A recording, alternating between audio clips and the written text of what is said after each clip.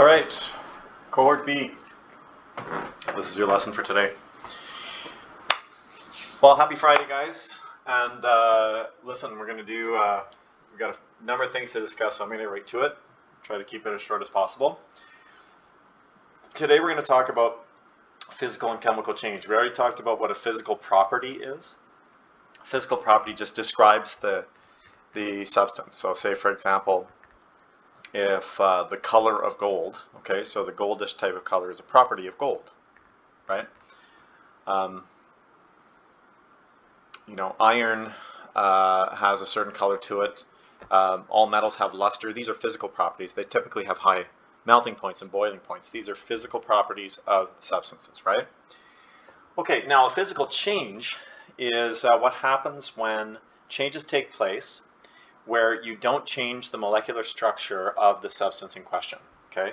We don't change atoms. Atoms can only be changed basically inside a star, so we're not changing atoms.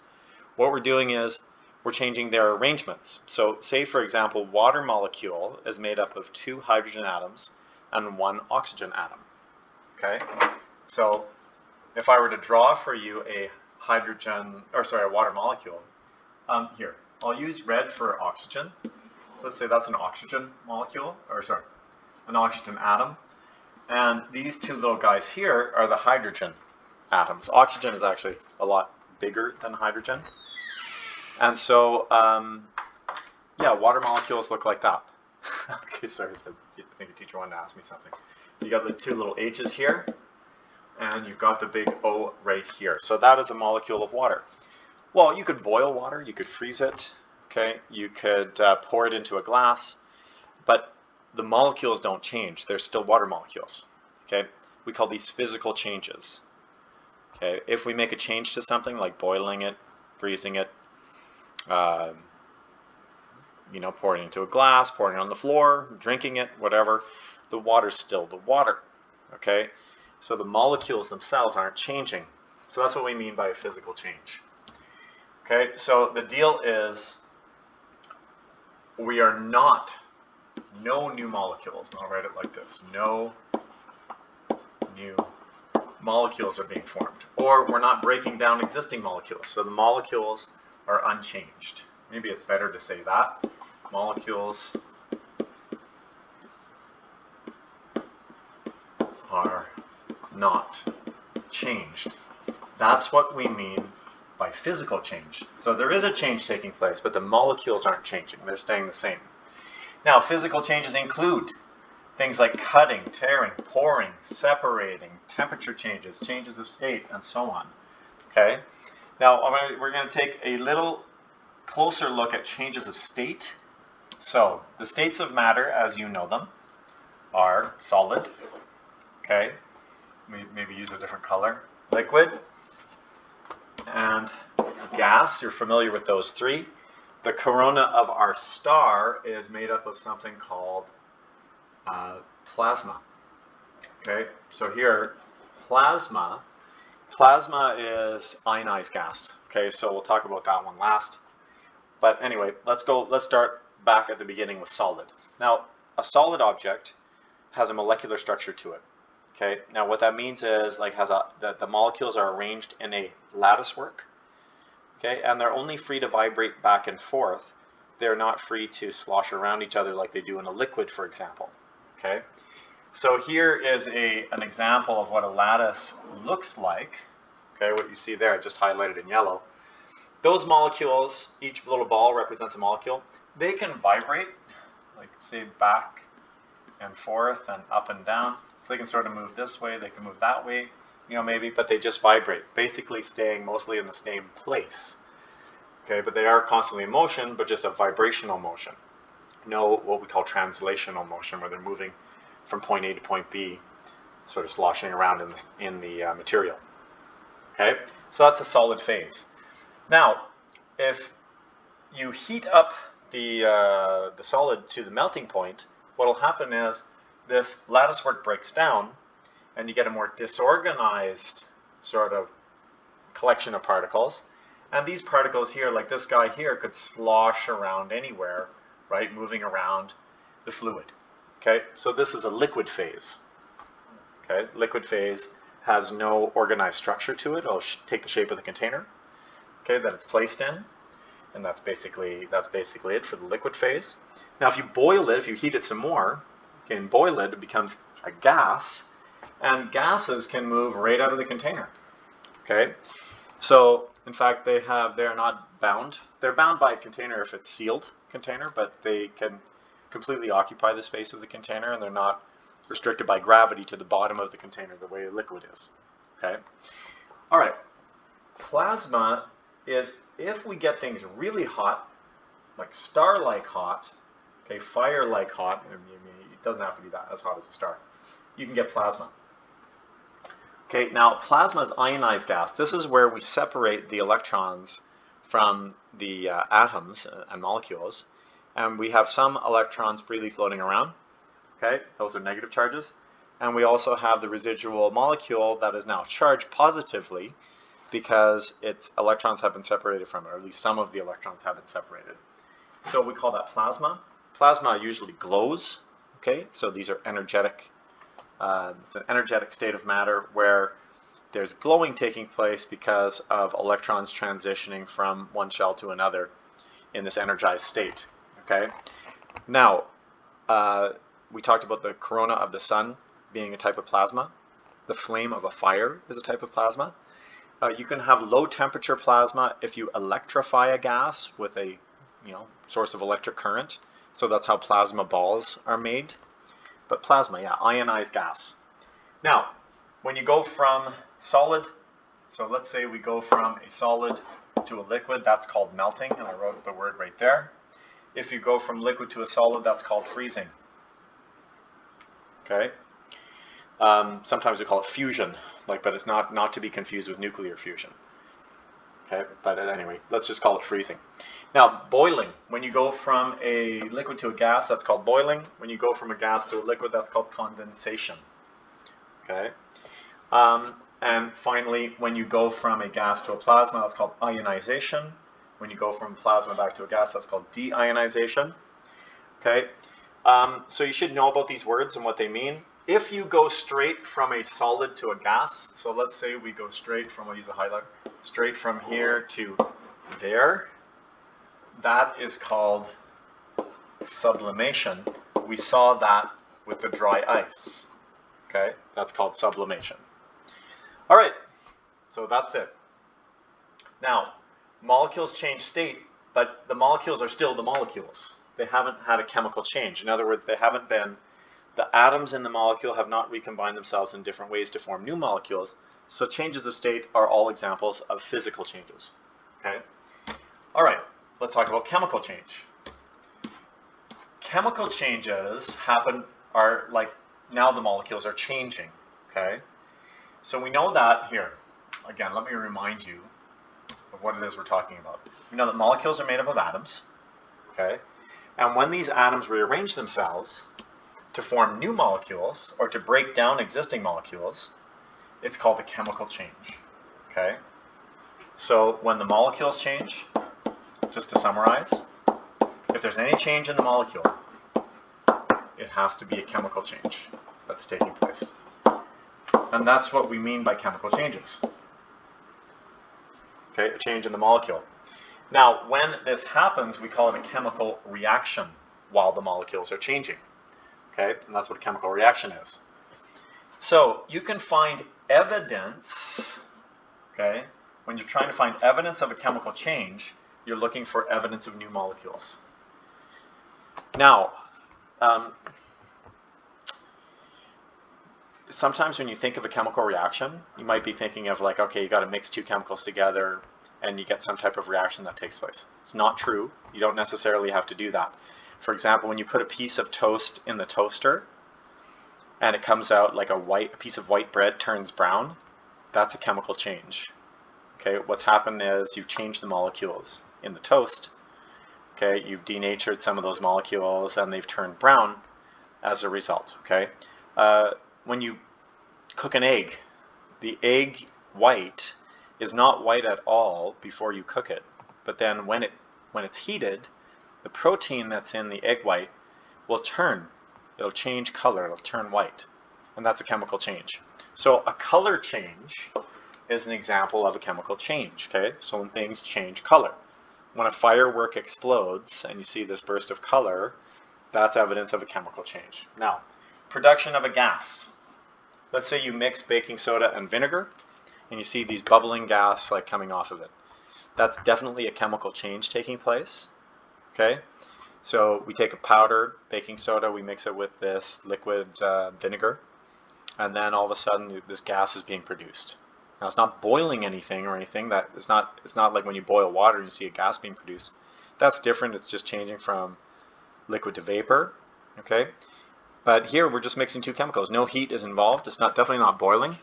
So what's happening there is you're getting a chemical change that's taking place, and the bubbles are actually bubbles of carbon dioxide gas. The carbon dioxide wasn't there before you mix the vinegar and the baking soda. Glow sticks will emit light when you mix the chemicals inside. Okay. Production of heat. So sometimes like a fire. It's a good example of a chemical reaction where it releases heat. Some reactions are the opposite, like the cold packs, okay, that you use to, let's say, in a medical kit, somebody like, sprains their ankle or something, it's getting swollen, and you can just open up this package and you, give it a little twist, sort of like the glow sticks, and then it mixes a chemical inside and it turns cold. That turning cold, it's absorbing heat from its environment, is a sign of a chemical change. So spontaneous changes in temperature are indications of, chemical change. You can mix two liquids together and get a solid.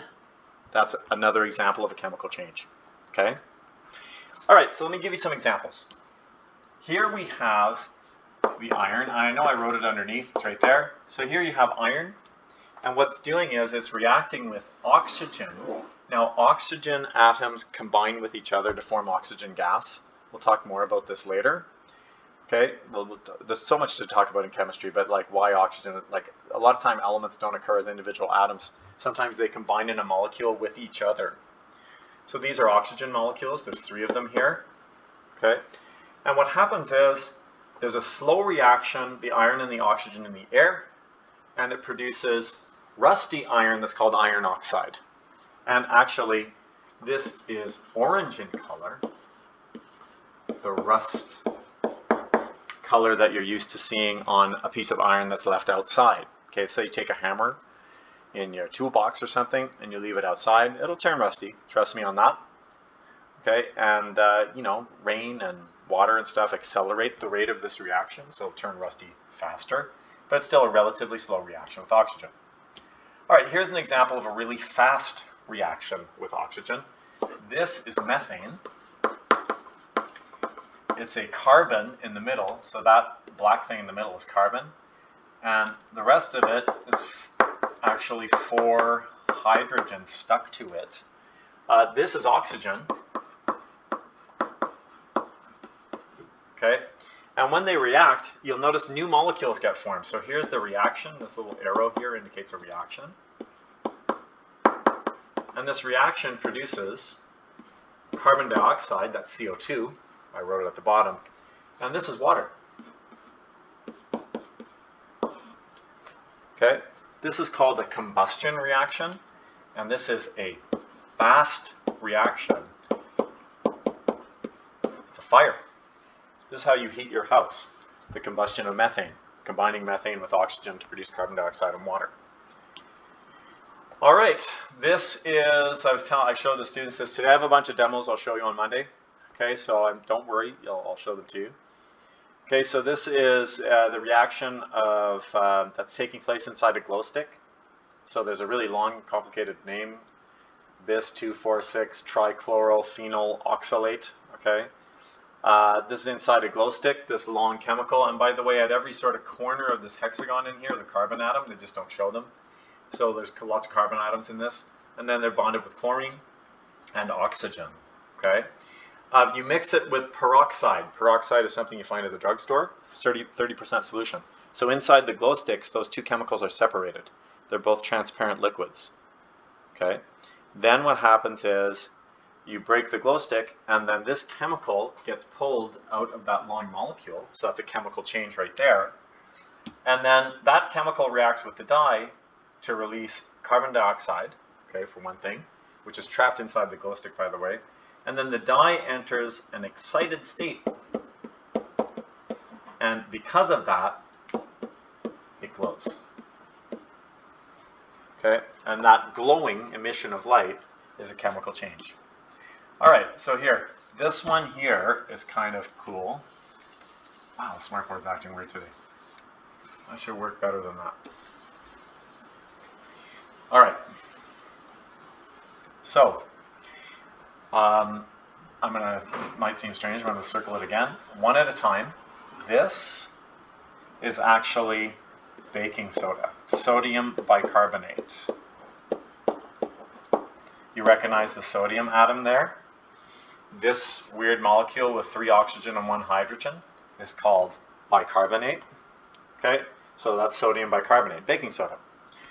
This here is vinegar. Sometimes we call it acetic acid, okay, or hydrogen acetate, okay, would be all valid names for it. Okay, there's a hydrogen stuck to it, and this weird blob here is called acetate. So acetic acid is vinegar, okay, there's a hydrogen stuck onto that weird blob. Anyway, you can see what happens is chemical change that takes place. This is sodium acetate, okay. This is water, this guy here. And then this thing gets released, it's carbon dioxide. So you see this carbon dioxide gas being bubbled off. So you mix baking soda and vinegar, what do you see? Bubbles. The bubbles are the carbon dioxide gas. That's the sign of the chemical change. Now, I wanted to tell you about the reaction I'm going to show you in class. This one here is an example of a chemical change. When you mix 2 clear liquids, but they're solutions, it's important, they're not pure substances. These are solutions, so they're mixtures. So if you look at this, this is a mixture of, in this case it's called lead iodide. So here there's lead, I'm sorry, not lead iodide, it's potassium nitrate, KNO3 in there. And there's lead iodide, lead, am I getting this right? It's potassium iodide and lead nitrate. Okay, let me fix this for you. Not getting it right. So on the top here they say potassium iodide, and here is Pb. Okay, and then they say NO3. This is called lead nitrate. Now they're both solutions. Okay, we call them salt solutions, where you take a ionic salt and you mix it with water. You get what, you know, just like salt water, except the salt is not sodium chloride this time, it's something else. Now anyway, you mix these 2 salty sort of solutions together, and what happens is as soon as they mix, you see a yellow solid. This is a solid product, and the solid sinks to the bottom. It's called the precipitate. Now there's a color change too. They go from being transparent to being this like sort of very brilliant yellow color. This is lead iodide. Lead iodide is insoluble in water, okay? And so what happens is it sinks to the bottom in the form of a yellow solid, okay? So here we see the lead iodide at the bottom, okay? And it turns this brilliant yellow color. So that's, again, evidence of a chemical change. All right, so there you go. Chemical changes, physical changes. I was going to show you some examples of chemical change on Monday when I see you in class. All right, so let's move on and we'll talk about characteristic physical properties. Okay, so let's talk about that.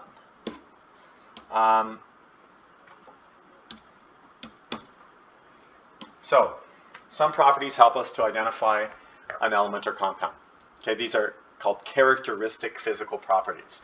For example, water boils at 100 degrees Celsius. That's a characteristic of water. Alcohol boils at 80 degrees Celsius. That's a characteristic of alcohol.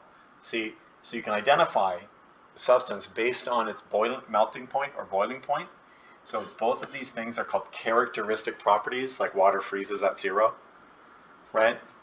Salt water actually freezes at some temperature below 0. I forget what the temperature is, but see, like things have their characteristic freezing points and melting points. Density is also a characteristic property of substances. Heat capacity, that's like how much heat energy it takes, how much energy it takes to change the temperature of a substance by 1 degree Celsius is called the specific heat capacity of the substance, and that is something specific to them.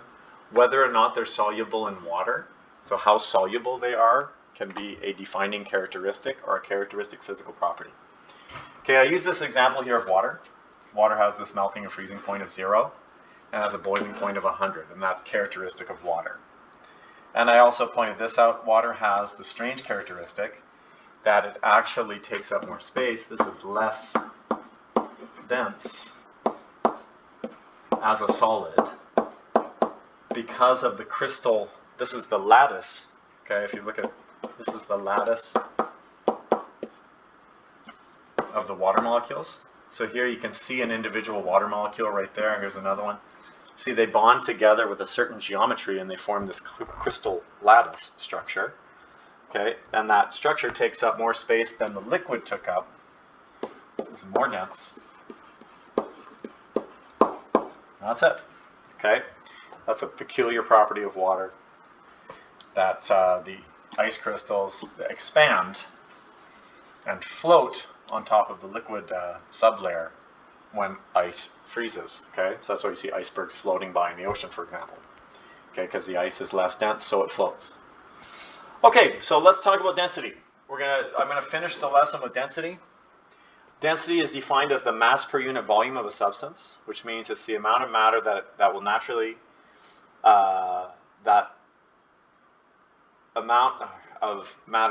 occupies a unit of volume for a given substance. Okay, we'll do some examples here.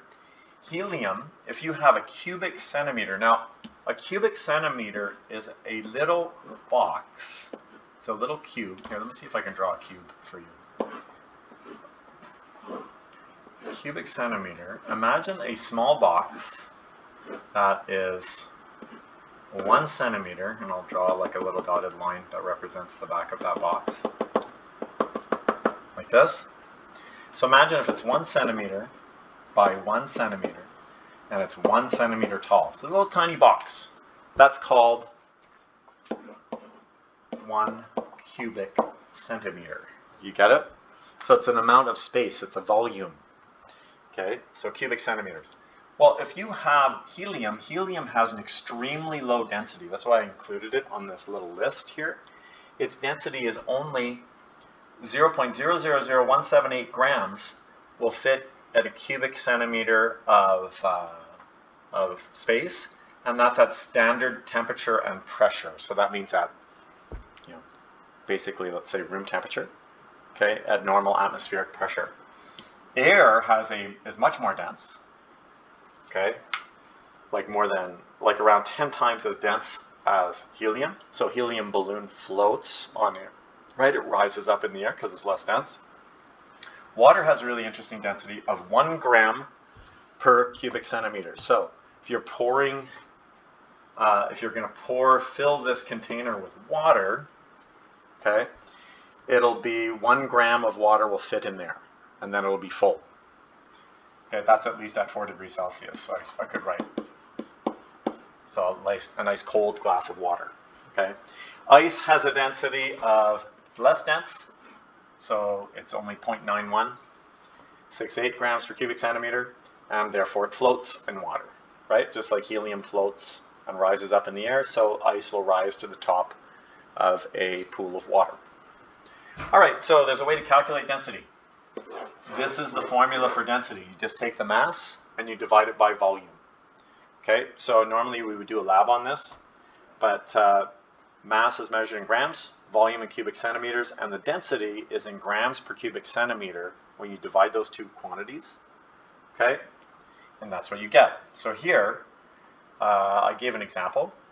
Let's say, for example, you had a block that has a mass of 30 grams, and in class we actually measured the block. It was 2.7 centimeters, but it was a cube, and so it was 2.7 by 2.7 by 2.7. So to get the volume, we multiplied length times width times height for the box. So in other words, it was a box like the other box, except a little bit bigger than a cubic centimeter, right? So here's our box. It was 2.7 centimeters by 2.7 centimeters by 2.7 centimeters in height. We multiply volume equals length times width times height. We multiplied them together to get the volume.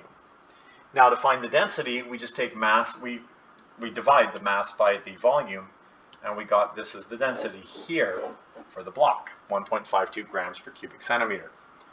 Okay. So anyway, that's how you find density. It's pretty simple. Just divide mass by volume. Now I wanted to show you that you can rearrange this formula. Okay. If you're solving for density, it's mass divided by volume, like we said. So that's this formula here. However, I'll use a highlighter.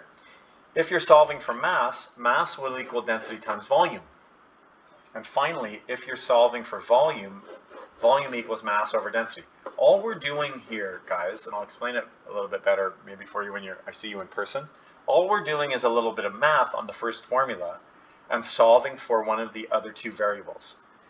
Now, what I did in class was I said there's a little triangle.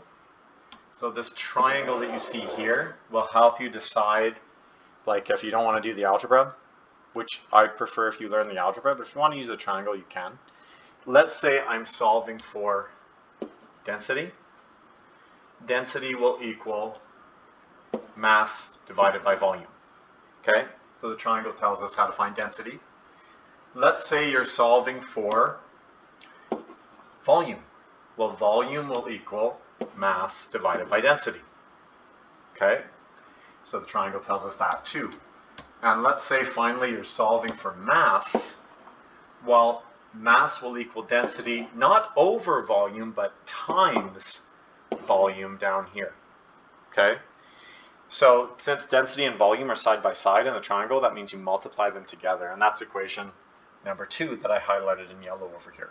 So anyway, there's 3 different versions of the same equation, and you can solve for any one of those 3 things. So let's say, for example, if I know that my density of my metal is 1.52 grams per cubic centimeter, my object, what if I have more of that object? What if I have 50 cubic centimeters instead of just 19 cubic centimeters? Well, how much mass would that be? So how much mass, if I had a density of 1.52 grams per cubic centimeter, how much mass would occupy 50 cubic centimeters then? So then I just go ahead and use the formula, like here, I'll do it over here for question B. I'm solving for mass. Mass will equal density times volume according to my density triangle just above. So I would go 1.52 times 50, times 50 cubic centimeters, and I get 76.1 grams. Now remember, mass is measured in grams. Okay?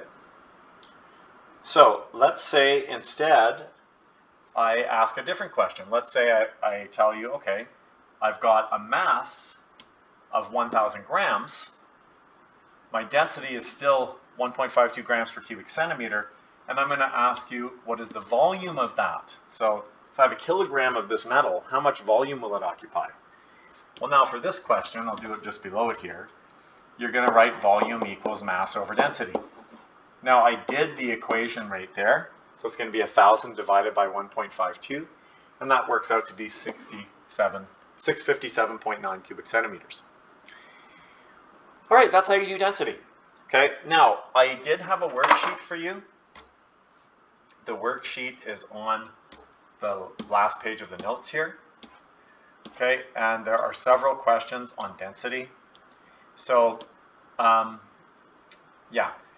I just want to tell you, in this first question, it says you are given 4 blocks of different materials. They all have identical mass. The materials are foam, gold, aluminum, and ice. There's a table in your book that has a list of densities of common materials, but I mean, you could probably guess that the foam is the least dense. Gold is actually the most dense. Aluminum, okay, is, here, I'll put them in order. It would be foam, ice, aluminum, and gold. Okay? That's in order of least dense to most dense. So which would have the largest volume? The largest volume would be the thing that has the smallest density. It would take up the most space. Okay? So if you understand what I mean by density, like a kilogram of foam, like foam weighs almost nothing. A kilogram of it would be a very large block of foam. But a kilogram of gold would be a small block, like just like maybe the size of your fist. Okay, no bigger than that. Because gold is quite dense. It's one of the denser elements on the periodic table. Okay? All right, so question number 2. I'm just going to do a couple of examples and I'll leave it to you after that. So question number 2, it says the density of aluminum is, and I highlighted it here, I'll do it again for you, 2.7 grams per cubic centimeter. That's a true story. Okay? 4 students each measured the mass and volume of a sample metal. Their results are as shown. Which one has aluminum? So what you have to do is work out the density of each of these things. So if you do the first one, just go density equals mass over volume, divide those two numbers in your calculator. I can, just by looking at the numbers, I already know you're not going to get 2.7. So the first guy does not, person A definitely does not have a piece of aluminum there. Okay. Now B looks pretty close.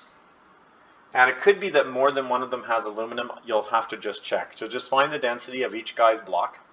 Okay. And see which one matches 2.7. Now, it might not be a perfect match.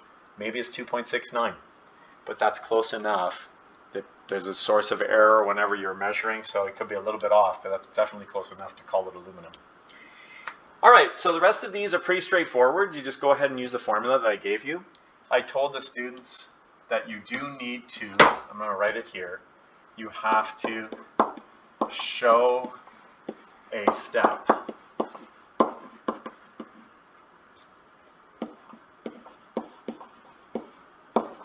for a homework mark. Okay, so go ahead and show the step, and by showing the step, you'll show me that you know what you're doing. Okay, so please don't just write a number as the answer. I need to see that, like, you're whether you're multiplying, dividing, whatever it is. Show me one step, and then the answer is fine. Okay. And that's it for today, guys. So please do this for homework. If you check the homework in the outline, the homework is here. So don't forget, you guys have an element quiz on Monday. So we're going to do that on Monday. So we did lesson 6 today. So we did lesson 6. So you can do this homework here. There's no lab, so forget the lab business. We also did density handout. So you'll find that in the page I showed you there. So please do that. And we're not doing a lab just yet. Normally we do a density lab. We can't really do it because of the pandemic. So I will do it with you, and I'll probably do it with you on Monday. All right, so guys, that's it. 30 minutes is not too bad, 33 minutes. So listen, have a great weekend. Please get up to lesson 7 done in the homework. And don't forget, this weekend I'm checking the space homework. Make sure it's all done for a completed mark. Otherwise, we will talk to you soon. Okay, bye-bye.